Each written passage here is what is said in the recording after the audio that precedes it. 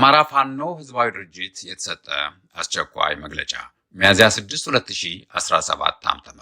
በመስፍን ከፈለኝ የተፈጸመው ድርጊት ድርጅታዊ እውቅና የለውም።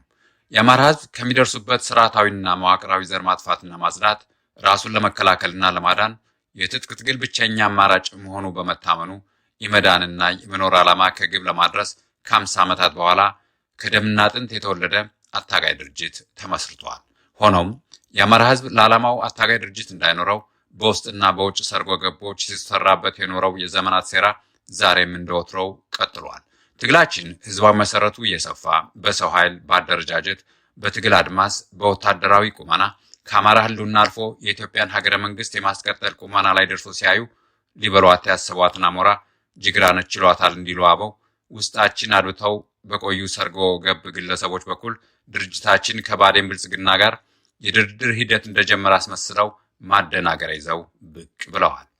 ይህ ድርጊት ከጀርባው ተወግቶ ከተሰዋው የትግላችን ምልክት ከሆነው አርበኛ ከፍ ያለው ደሴ ግድያ ማግስት የተፈጸመ መሆኑ አማራ አቀፍ የታጠቀ የፋኖ ድርጅት እንዳኖር ወልቃይትና ራያን በጦርነት ለመያዝ የቋመጡ ጽንፈኞችና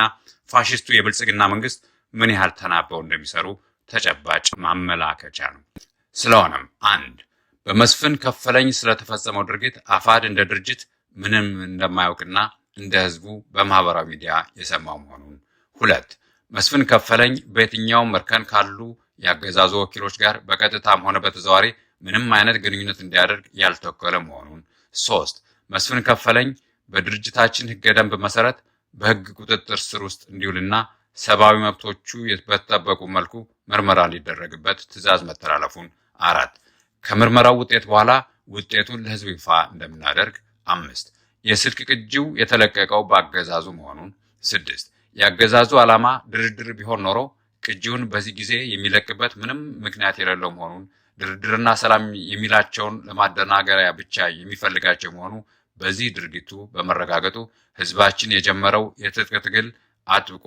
እንዲያስቀጥል አጥብቀን እናሳስባለን። ድል ለአማራ ፋኖ ህዝባዊ ድርጅት፣ ድል ለአማራ ህዝብ፣ ድል ለኢትዮጵያ ህዝብ። ሚያዝያ 6 2017 ዓ.ም